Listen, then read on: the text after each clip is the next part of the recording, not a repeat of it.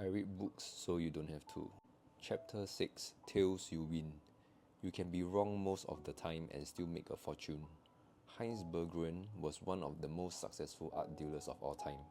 In 2000, he sold part of his massive collection of art to the German government for more than 100 million euros. Art is as subjective as it gets. How could anyone have foreseen what were to become the most sought-after works of the century? Not luck or skill. This is because he bought vast quantities of art. The great art dealers operated like index funds. They bought it in portfolios, not individual pieces they happened to like. Then they sat and waited for a few winners to emerge. Maybe 99% of the art Berggruen acquired turned out to be of little value, but that doesn't matter if 1% turned out to be the work of someone like Picasso. He could be wrong most of the time and still end up being right.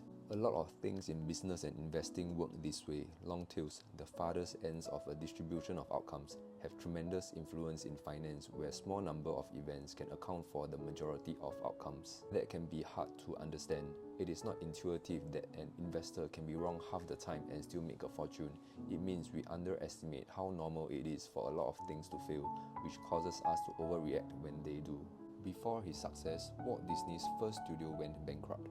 By the 1930s, he had produced over 400 expensive cartoons, with most of them losing money. But Snow White and the Seven Dwarfs changed everything. The 8 million it earned in the first 6 months of 1938 was an order of magnitude higher than anything the company earned previously.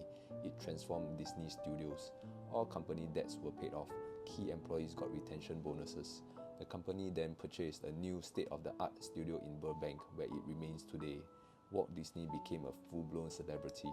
By 1938, he had produced several hundred hours of film, but in business terms, the 83 minutes of Snow White were all that mattered. When most of what we pay attention to is the result of a tail event, it's easy to underestimate how rare and powerful they are.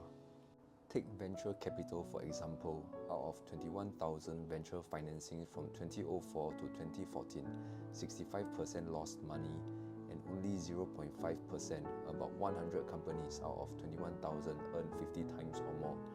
That's where majority of the industry's returns come from.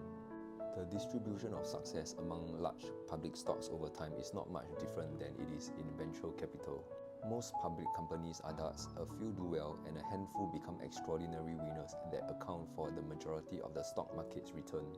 In 2018, Amazon and Apple drove 6% and 7% of the S&P 500 returns respectively, and their growth was almost entirely due to Amazon Prime and the iPhone, which themselves are tail events in the company.